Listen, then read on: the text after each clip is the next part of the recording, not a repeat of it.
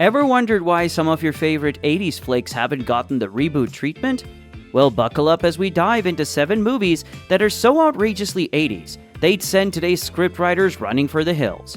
And hey, if you're curious to see which classics made the list, smash that subscribe button and join us at Flixtalgia for more time-traveling revelations. Number 1. Can't Buy Me Love, 1987.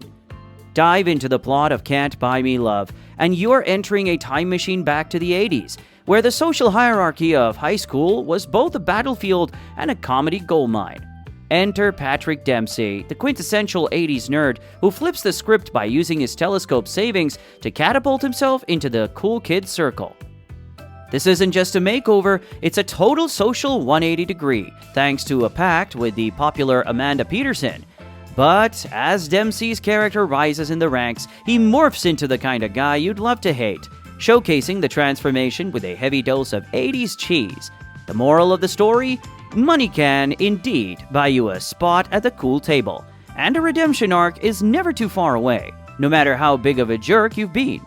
It's a film that captures the era's unique take on social dynamics, wrapped up in a narrative that today might leave us scratching our heads, questioning were the 80s really like that? Number 2. Dream a Little Dream, 1989. Dream a Little Dream takes the cake for being one of the most bizarre flicks of the 80s. Picture this: Corey Feldman channeling Michael Jackson in an effort to win a girl's heart. Weird? Definitely. But it doesn't stop there.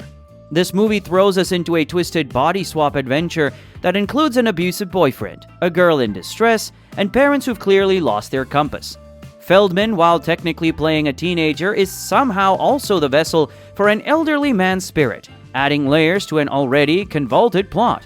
The movie navigates through this chaos with a mix of dance sequences and cringe-worthy decisions, like a mom who thinks drugging her daughter is a valid solution to family problems.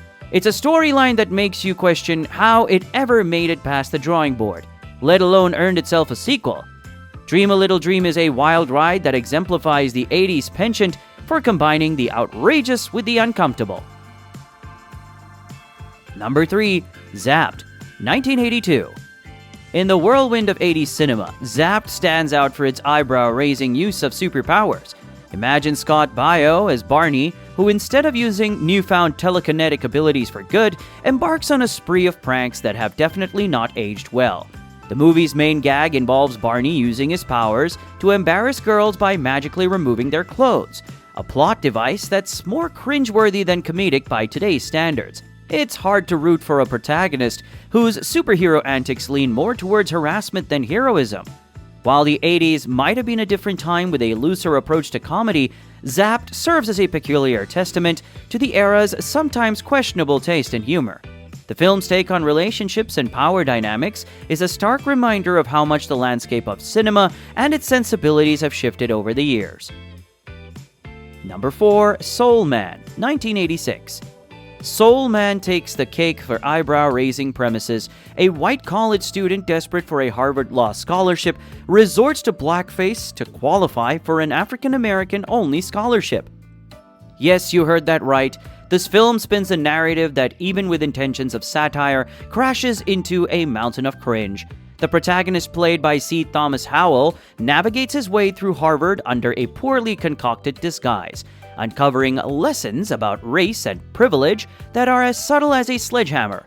While the movie attempts to critique its protagonist's naivety and entitlement, the execution is a minefield of tone-deaf jokes that leave us more uncomfortable than amused. It's a stark reminder of how the 80s could be a wild, sometimes misguided era in cinema. The thought of a remake? Let's just say some relics of the past are best left untouched. Number 5. 16 Candles, 1984. Moving on to 16 Candles, John Hughes' portfolio is nothing short of iconic, crafting teen movies that have resonated across generations. Yet within the beloved tapestry of Hughes' work lies 16 Candles, a film now marred by its portrayal of Long Duck Dong, an exchange student caricature steeped in Asian stereotypes. Accompanied by a cringeworthy gong sound with each appearance, Dong's character serves as a jarring reminder of the era's cavalier approach to racial representation. Molly Ringwald herself, the star of the film, has reflected on this aspect as a grotesque stereotype, underscoring the evolving conversation around diversity and representation in media. 16 Candles exemplify the 80s willingness to push boundaries, for better or worse, leaving a complex legacy that prompts reflection on how far cinema has come and where it still has room to grow.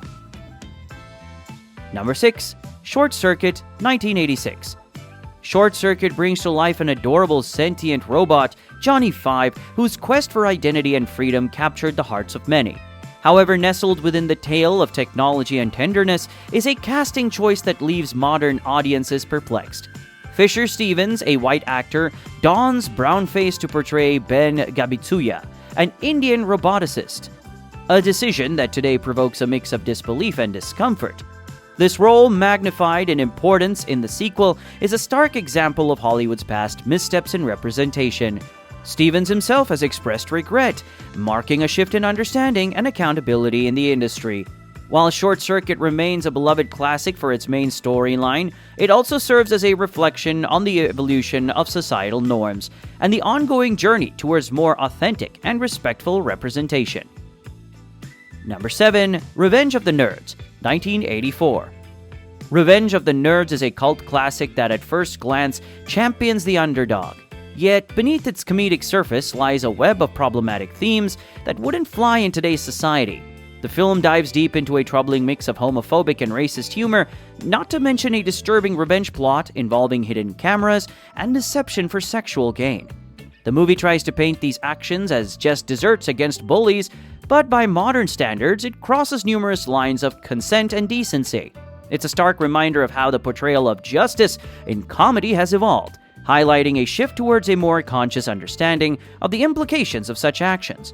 While it remains a nostalgic piece of 80s cinema, its dated ethics serve as a discussion point on how far we've come in recognizing the importance of respect and consent in all aspects of life, including our entertainment choices. Now it's time to hear from you. Which of these 80s gems had you laughing at the absurdity or cringe at the thought of them being made today?